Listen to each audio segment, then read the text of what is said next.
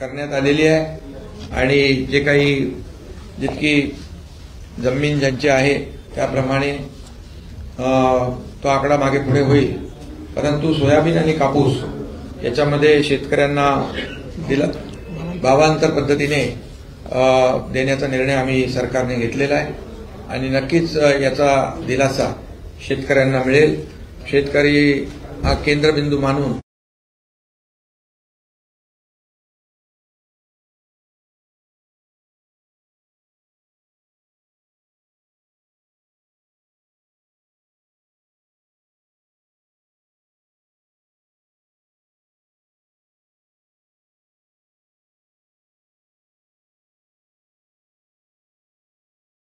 केली.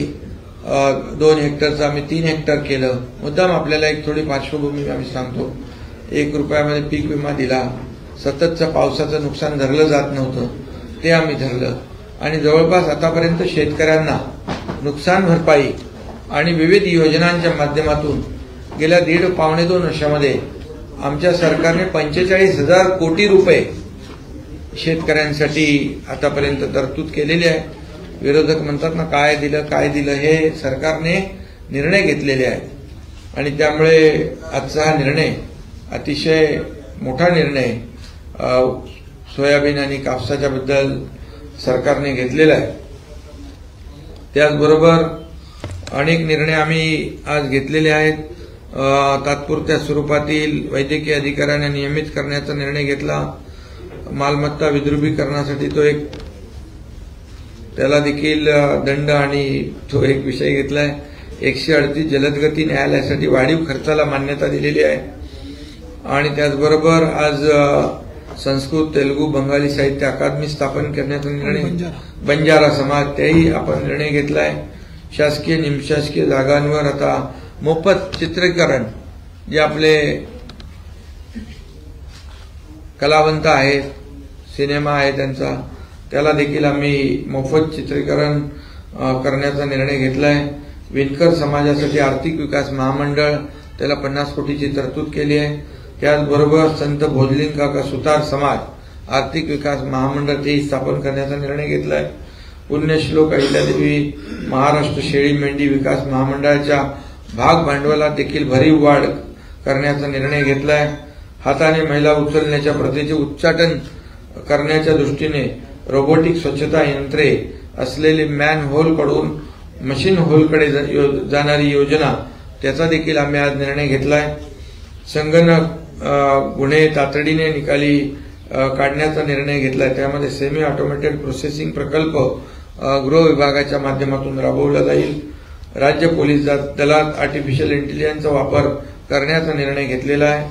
Auto rickshaw taxi चालकांसाठी कल्याणकारी महामंडळ स्थापन करण्याचा निर्णय घेतलेला आहे. त्याला एक वेळचं 50 कोटीचं एक अनुदान तरतूद केलेली आहे.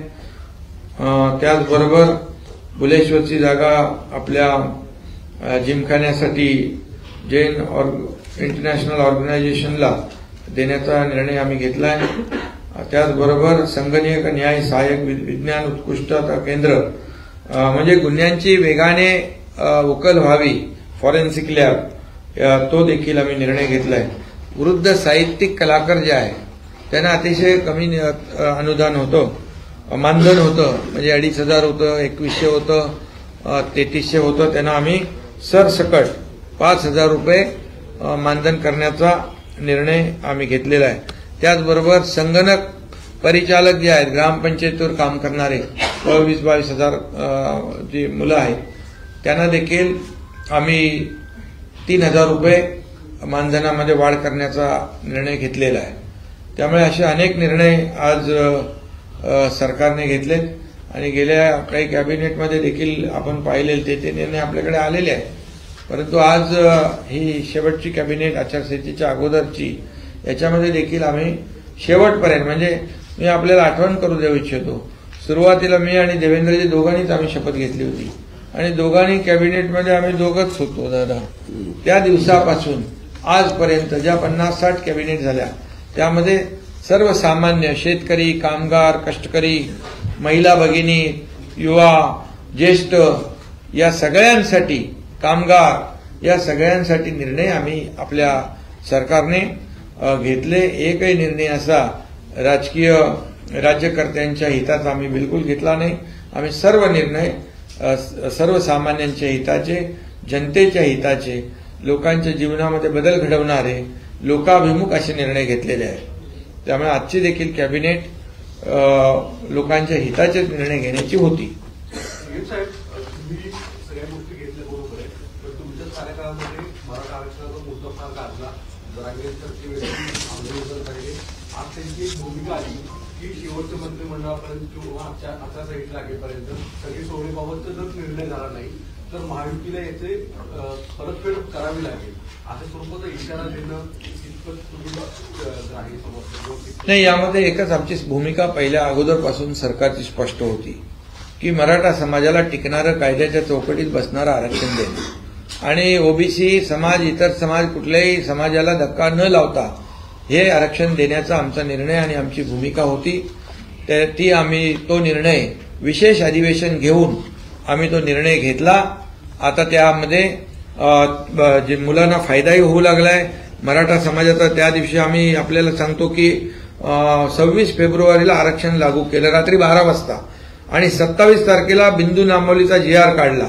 एससीबीसी प्रमाणपत्र देण्याचा प्रक्रिया युद्ध पातळीवर सुरू आहे आणि आता जी भरती होती आहे त्यामध्ये भरतीमध्ये देखील हे तरुण उभे राहत आहेत. त्यामुळे नोकरीमध्ये आणि शैक्षणिक प्रवेशामध्ये त्यांना लाभ होतोय आणि त्याचबरोबर हायकोर्टात, सुप्रीम कोर्टात देखील आम्ही कॅवेट दाखल केलेला आहे. काही 6-7 लोक हायकोर्टमध्ये रिट पिटिशनमध्ये गेलेले आहेत, पण हायकोर्टाने कुणाला स्टे दिलेला नाही. त्यामुळे सरकारची जी काय आम्ही म्हणत होतो टिकणारं, कायद्याच्या चौकटीत बसणारं सर्व नियम, त्याच्यामध्ये जो काही डेटा आम्ही गोळा केलेला आहे, मराठा समाज मागास, शैक्षणिक आणि सामाजिक मागास कसा आहे हे जे काही सिद्ध करण्याचं काम या मागासवर्ग आयोगाने केलंय. अतिशय पद्धतशीरपणे जवळपास 2.5 कोटीपेक्षा जास्त 2,80,00,000 लोकांपर्यंत हे सर्वेक्षण झालेलं आहे. अतिशय इम्पिरिकल डेटा जो गोळा केला आहे तो एक्सटेन्सिव्ह आणि अतिशय डिटेल हा आम्ही केलेला आहे. त्यामुळे आम्हाला खात्री आहे की जो निर्णय सरकारने घेतलाय तो निर्णय कोर्टामध्ये देखील टिकेल. आणि त्याचबरोबर जसं मनोज जरांगे पाटील यांनी जे कुणबी प्रमाणपत्र मिळत नव्हते ते कुणबी प्रमाणपत्र मराठवाड्यामध्ये त्यांनी मागणी केल्यानंतर जस्टिस शिंदे कमिटी आम्ही गठीत केली. जस्टिस शिंदे कमिटीने काम केल्यानंतर ज्या जुन्या कुणबी नोंदी 1967 पूर्वीच्या त्या शोधल्या. अनेक लोकांना त्या कुणबी प्रमाणपत्र मिळाले. पार तेलंगणापर्यंत आपले लोक गेले आणि त्यांची मागणी होती की या जस्टिस शिंदे कमिटीला मुदतवाढ मिळावी. 2 महिने मुदतवाढ देखील आम्ही दिलेली आहे. आणि त्याचबरोबर आता जे नोटिफिकेशन काढलं सगळे सोयऱ्यांचं, या नोटिफिकेशनवर जवळपास आता 8,47,000 एवढ्या हरकती आलेल्या आहेत. 26/1/2024 ही आपण अधिसूचना जनतेच्या सूचना हरकतीसाठी काढली आणि 16/2/24 पर्यंत 8,47,000 एवढ्या त्याच्या हरकती सूचना आलेल्या आहेत.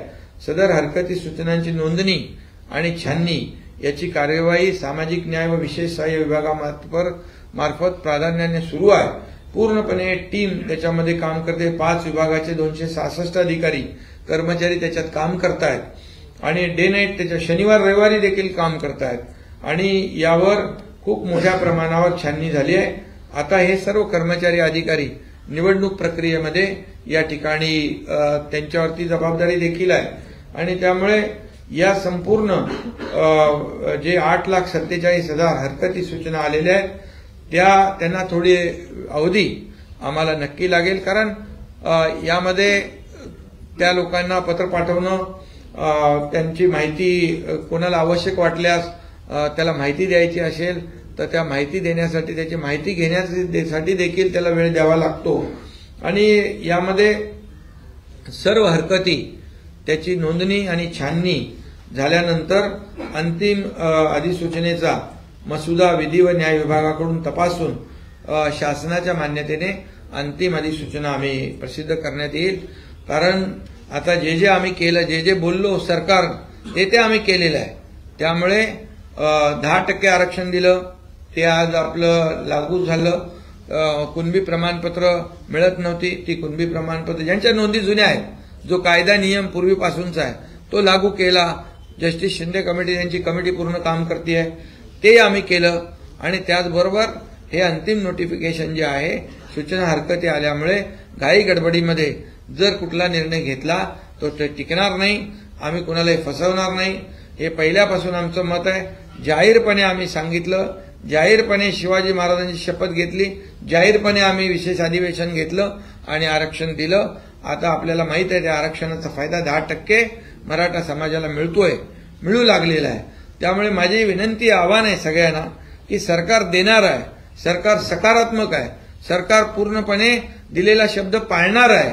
त्यामुळे आता यामध्ये देखील ह्या सगळ्या ज्या काही गोष्टी हरकती ज्या आलेल्या आहेत, या हरकतींची छाननी आणि सगळे जे काही तपासणी आहे ती करून आम्ही अंतिम सूचना देखील कायद्याची सगळी प्रक्रिया पूर्ण करून या ठिकाणी 4 महिन्यामध्ये अंदाजे 4 महिन्यात आम्ही तेही काम पूर्ण करू.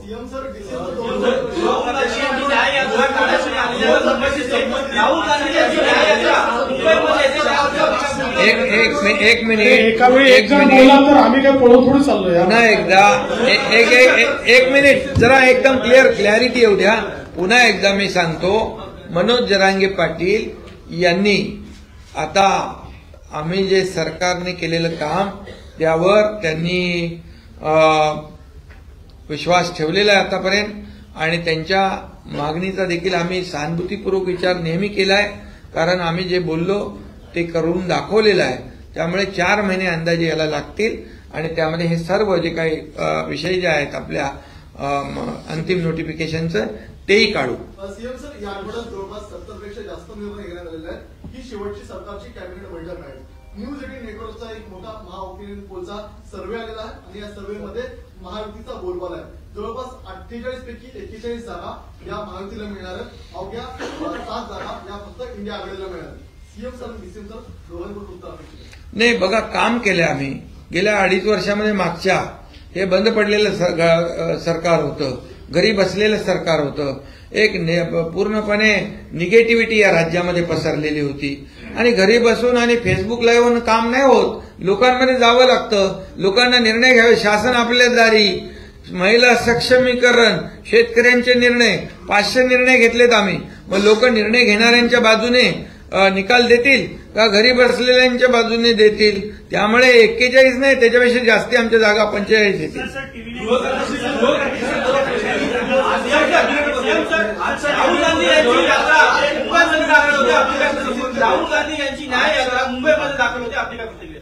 अरे आता यात्रा त्यांनी अनेक यात्रा काढल्या, पण झालं काय? खरं म्हणजे या स्वातंत्र्यवीर सावरकरांचा अपमान करणाऱ्यांच्या बरोबर हे सगळे लोक जे हिंदुत्ववादी स्वतःला म्हणून घेतात ती फिरतायत. हे दृश्य अतिशय दुर्दैवी आहे. आणि या महाराष्ट्रातली जनता, मुंबईतली जनता, सावरकर प्रेमी जनता या ठिकाणी त्यांना आम्हाला काही सांगण्याची आवश्यकता नाही. या मतदारात त्यांना त्यांची जागा दाखवतील.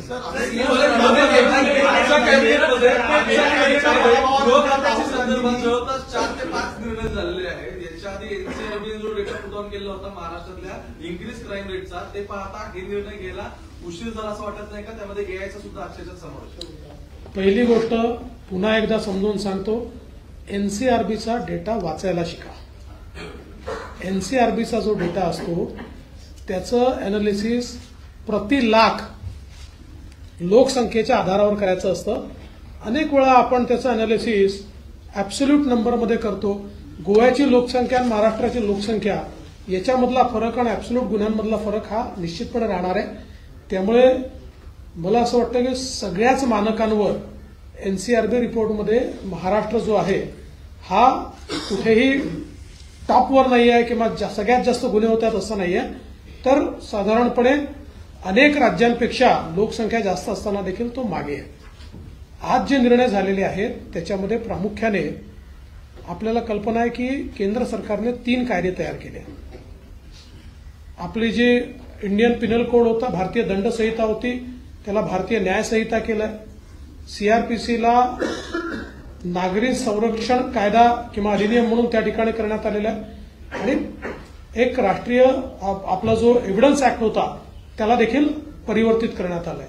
आणि हे 3 कायदे करताना केंद्र सरकारने आता याच्यापुढे जुलैपासनं सगळ्या मोठ्या क्राईममध्ये फॉरेन्सिक एव्हिडन्स हा कंपल्सरी केलेला आहे. आणि म्हणून आज आपण आपली जी काही फॉरेन्सिकची कॅपॅसिटी आहे ती कॅपॅसिटी तर वाढवलीच आहे, पण त्याच्यामध्ये सेंटर ऑफ एक्सलन्स आपण तयार करतो. आणि आता एवढ्या मोठ्या प्रमाणात फॉरेन्सिकच्या केसेस आल्यानंतर ऍडिशनल मशिनरी आपल्याला लागेल, त्याची तयारी आपण पूर्ण करतो. त्याचा पहिला पायलट प्रोजेक्ट आपण नवी मुंबईला ऑलरेडी सुरू केलेला आहे. त्यामुळे मला असं वाटतं की सगळ्यात पहिल्यांदा या नवीन कायद्याप्रमाणे तयारी आपण केली आहे. आणि दुसरं आर्टिफिशियल इंटेलिजन्सच्या संदर्भातही महाराष्ट्र पहिलं राज्य आहे की जे क्राईम कंट्रोल करता आर्टिफिशियल इंटेलिजन्सचा सेंटर ऑफ एक्सलन्स सुरू करत आहे की ज्याच्यामध्ये हे पब्लिक प्रायव्हेट पार्टनरशिपमध्ये आहे. याच्यामध्ये इंडियन इन्स्टिट्यूट ऑफ मॅनेजमेंट आहे, त्याच्यामध्ये प्रायव्हेट सर्व्हिस प्रोव्हायडर्स आहेत आणि सरकार आहे. असं म्हणून आपण त्या ठिकाणी हे एआयचं सेंटर उघडलेलं आहे. त्यामुळे मला असं वाटतं उशीर नाही झाला, आपण इतरांपेक्षा आधी हे करतोय. सगळ्यात पहिलं महाराष्ट्र.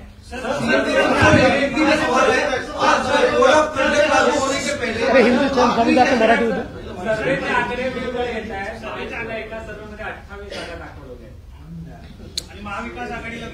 असं आहे, आम्ही सगळ्याच आकड्यांचा सन्मान करतो, सगळ्याच जेवढे ओपिनियन पोल आहेत त्यांचा सन्मान करतो. पण आमचं देखील काही अनुभव आहे, आमचाही काही एक्सपिरियन्स आहे. त्याच्या आधारावर आम्ही तुम्हाला एवढंच सांगतो की ज्यावेळी निकाल येतील, मागच्या 2 निवडणुकांमध्ये महायुतीला जेवढ्या जागा मिळाल्या त्यापेक्षा जास्त जागा महायुतीला मिळतील, कमी जागा मिळू शकत नाही.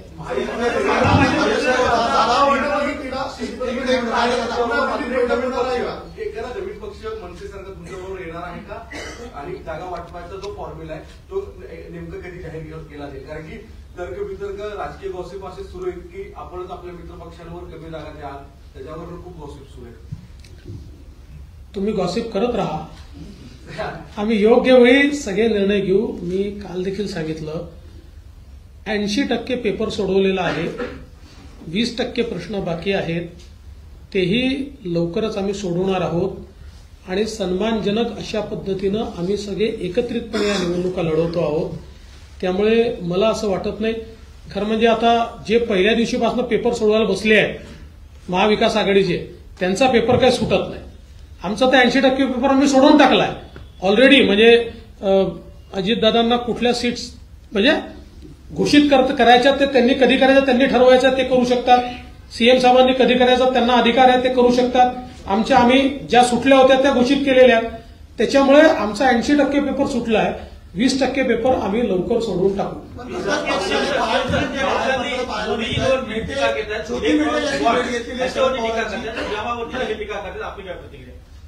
कशावर? इलेक्ट्रॉन बॉन्ड ओके जे निधी आहे नाही. आता त्यांना कसं आहे, त्यांना कुठला मुद्दा राहिलेला नाही. त्यामुळे मोदीजींवर टीका करण्याचा त्यांना नैतिक अधिकारच नाही. 50-60 वर्षामध्ये जे काम झालं नाही ते 10 वर्षामध्ये मोदीजींनी करून दाखवलं. आज आपण पाहतोय आपल्या देशाची प्रतिमा, अर्थव्यवस्था जगभरामध्ये आज ज्या पद्धतीने उंचावली मोदीजींमुळे, याची पोटदुखी आहे. आणि एकीकडे देशभक्त राष्ट्रभक्त मोदीजी, दुसऱ्या आपल्या देशाची बदनामी जाऊन परदेशात करणारे कोण आहेत ते आपल्याला माहित आहे. आणि त्यामुळे आज सगळ्यांनी ठरवलंय की पुन्हा एकदा मोदी सरकार येणार. आणि त्यामुळे दर वेळेला 2014ला पण मोदीजींची बदनामी त्यांनी केली, सगळे पक्ष एकत्र आले, काय झालं त्यांचं हे झालं. 2019ला फार सुपडा साफ झाला त्यांचं, ते विरोधी पक्ष नेत्यासाठी लागणारा आकडा पण नाही आला. आणि 2024ला आता तर खऱ्या अर्थाने लोकांमध्ये फक्त आणि फक्त मोदी गॅरंटी चालते. आता लोकांनीच ठरवलंय, लोकांनीच गॅरंटी दिलेली आहे की विकास करायचा असेल, आपल्या देशाला महासत्तेकडे न्यायचं असेल, आपल्याला आर्थिक महासत्ता बनायचं असेल तर मोदीजींशिवाय पर्याय नाही. असा कुठला प्रधानमंत्री तुम्हाला मिळेल की एक दिवस पण सुट्टी नाही घेतली, परदेशात जाऊन तिकडे किती वेळा, म्हणजे परदेशात जाणारे लोक सुट्टी आणि हे घेणारे. आता इथं तुम्ही कोणाची तुलना करताय? आणि इकडे निर्णय लोकांनी घेतलेला आहे देशातल्या की मोदीजींशिवाय पर्याय नाही आणि मोदीजी फक्त आपला देश जगभरामध्ये कसा नंबर 1 ला येईल यासाठी त्यांचे प्रयत्न आहेत. आता देशात नाही जगामध्ये मोदीजींची पॉप्युलॅरिटी किती नंबरला आहे? 1 नंबरला आहे. आणि हे सगळं एका पोटदुखी आहे आणि तेव्हा टिप्पणी चालू आहेत. आणि दुसरीकडे त्यांनी अजित पवारांवर निशाणा साधलाय की मोका संदर्भाचे त्यांनी एक वक्तव्य पुण्यामध्ये केलं होतं ठाण्यासंदर्भात, तर कुठेतरी गुन्हेगारांना पाठीशी घालण्याचं काम सरकार करतंय का, असाही आरोप आहे. पहिला तर तुम्ही जो पहिला प्रश्न विचारला काल, याच्यावर गृहमंत्री महोदयांनी आकडेवारीसहित स्पष्टीकरण दिलं. एकूण सगळ्यांना मिळून जे बॉन्ड्सचे पैसे मिळाले त्यातले 30% पैसे भाजपला मिळाले आणि 70% पैसे इतर सगळ्या पब्लिक पार्टींना मिळून मिळालेले आहेत आणि त्याच्यामध्ये काँग्रेसला मिळाले.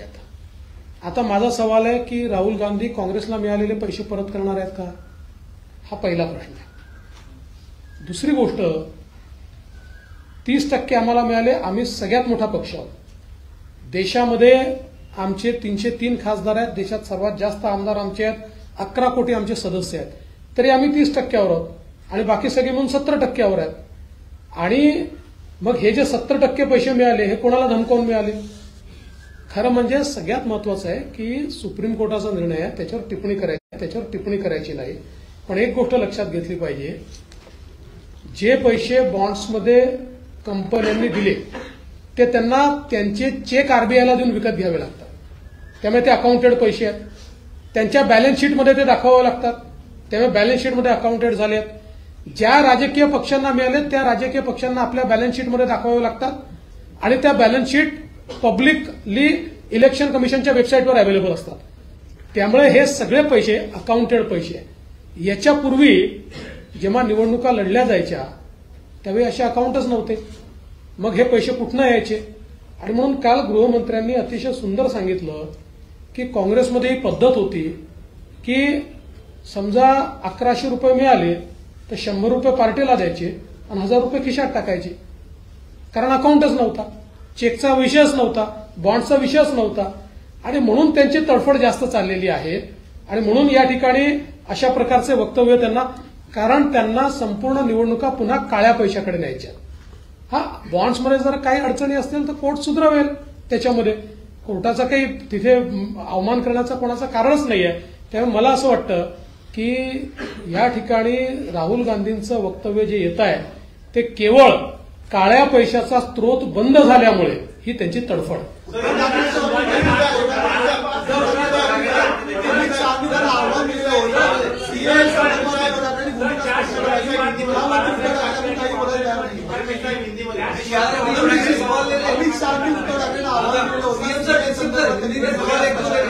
भूमिका स्पष्ट न करता ते भाजपवर सातत्याने टीका करतायत, नेमकं कशामुळे? अमित शाह साहेबांनी अतिशय स्पष्टपणे उद्धवजींना सांगितलं आहे, कारण उद्धवजी सीएएवर टीका करतायत. सीएए काय आहे तर पाकिस्तान, बांगलादेश आणि अफगाणिस्तान यामध्ये धार्मिक कारणाने ज्या हिंदू, बौद्ध, शीख, जैन किंवा ईसाई यांना धार्मिक कारणावरनं प्रताडित केलं आणि त्यामुळे त्यांना भारतात यावं लागलं, तर ते शरणार्थी म्हणून भारतात आल्यानंतर त्यांना भारताची सिटिझनशिप द्यायचा हा कायदा आहे. आता याला उद्धव ठाकरे विरोध करतायत. म्हणून स्पष्टपणे अमित शहानी त्यांना विचारलं, तुमची भूमिका काय सांगा. पाकिस्तानमध्ये ज्या हिंदूंवर अत्याचार झाला आणि तो अत्याचार झाला म्हणून ते भारतात आले, ज्या बौद्धांवर अत्याचार झाला म्हणून ते भारतात आले, त्यांना भारताची सिटिझनशिप द्यायची की त्यांना सेकंड क्लास सिटिझन म्हणून ठेवायचं? याचा उत्तर हे उद्धव ठाकरेंना द्यावं लागेल. पण ते देऊ शकत नाही, कारण आता उद्धव ठाकरे हे सुडो सेक्युलर झाले आहे. ते आता तुष्टीकरणाच्या नीतीमध्ये गेले आहेत, कारण त्यांना आता एक विशिष्ट वोट बँक पाहिजे. त्या वोट बँकेकडे त्यांचं लक्ष आहे. बाळासाहेबांची भूमिका त्यांनी बदलली, कारण काश्मीरी पंडितांवर जेव्हा अत्याचार झाला तेव्हा बाळासाहेबांनी त्यांना इथं सांभाळलं होतं. त्यांचं पुनर्वसन केलं होतं, त्यांच्या मुलांना शाळेत प्रवेश मिळवून दिले होते, त्यांची राहण्याची व्यवस्था केली होती. आता नेमकं यांनी भूमिका विरुद्ध घेतली आहे, म्हणून तर बाळासाहेबांची भूमिका आणि विचार त्यांनी सोडले.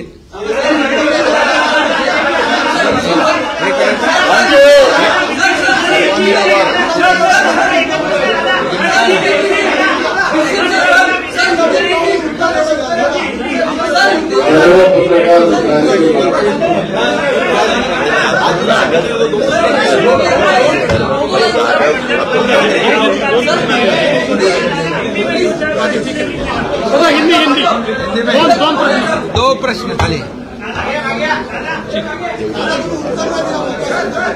आणि एक मराठी जिमखाना पण करतो आपण. जाऊ दे, मराठी जिमखाना आपल्याला करायचा आहे. तो प्रस्ताव तुम्ही मराठी भाषा मंत्री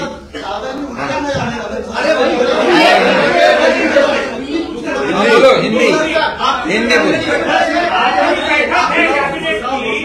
आपकी सरकार ने कई सारे कैबिनेट में फैसले लिए हैं, आपको कितनी उम्मीद है, क्या कहेंगे? और राहुल गांधी की यात्रा कल बहुत बड़ा शक्ति को शुरू होने वाला है, आपके फैसलों के बारे में बताइए. और जो चुनौती है जो नहीं भैया, देखो हमारी सरकार ने आज ही फैसला नहीं किया है कैबिनेट में. हमारी जितनी कैबिनेट है वो जरा पढ़ के देख लो कि हर कैबिनेट में जनहित के निर्णय हमने लिए हैं. वो किसान हो, महिलाएं हो, कामगार हो, युवा हो, सीनियर सिटीजन हो, सभी लोग, इनके बारे में हमारी सरकार ने आज तक 500 निर्णय लिए हैं. ये रिकॉर्ड ब्रेक निर्णय है 1.5 साल में, 1.25 साल में. और आज भी निर्णय जो लिए हैं वो भी देखो, ये सब जनहित के निर्णय हैं. और इसलिए 1.5-1.25 साल का जो काम है हमारी सरकार का, ये लोग अच्छी तरह जानते हैं. हमारे सरकार स्थापित होने से पहले जो 2.5 साल की सरकार थी, उसका काम देखो, उसका कारोबार देखो, वो भी लोगों के सामने है. और इसीलिए जो काम नहीं करने वाली, घर में बैठने वाली सरकार भी लोगों ने देखी है, और फील्ड पे उतर के काम करने वाली सरकार भी देखी है. और इसलिए हम दावे के साथ कहते हैं कि जो मोदी साहब ने जो काम किया है देश के लिए, और मोदी साहब ने हमारे महाराष्ट्र के लिए भी काफी पैसे दिए हैं विकास के लिए, इसलिए ये डबल इंजन की सरकार तेजी से काम कर रही है. इसलिए तो सबसे ज्यादा विकास प्रकल्प जो है देश में महाराष्ट्र में है, नंबर 1 पे. एफडीआई में हम नंबर 1 है, जीडीपी में हमारा कंट्रीब्यूशन बहुत ज्यादा है. ये सब आपको पता है. और इसलिए जो निर्णय लिए हमने सरकार ने लोगों के हित में, लोगों के जीवन में बदलाव लाने के लिए, इसलिए हम दावे के साथ कहते महाराष्ट्र से पिछले समय जितने सांसद चुनकर आए थे, उससे ज्यादा सांसद इस बार चुनकर आएंगे. राहुल गांधी की क्या यात्रा है उसकी? उनकी आ रही यात्रा तो उसको सावरकर का विरोध कर रहे हैं, सावरकर का विरोध, साझा करेंगे. हाँ वो तो ये तो दुर्भाग्यपूर्ण बात है. ये दुर्भाग्य है जो सावरकर जी के जय जयकार करते थे, हिंदुत्व का जय जयकार करते थे, अब सावरकर को गालियां देने वाले, उन पर आरोप लगाने वाले, हमारे देश की बदनामी विदेश में करने वालों के साथ में घूमना पड़ रहा है. यही तो हम कह रहे हैं कि बाबा साहब के विचार को त्यागना, उनके विचार को छोड़ना, उनके विचार को बेचना, उनको ये चुनाव में लोग, हमको उत्तर देने की जरूरत नहीं, ये मतदाता उत्तर देंगे. प्रेस इलेक्शन कमीशन में प्रेस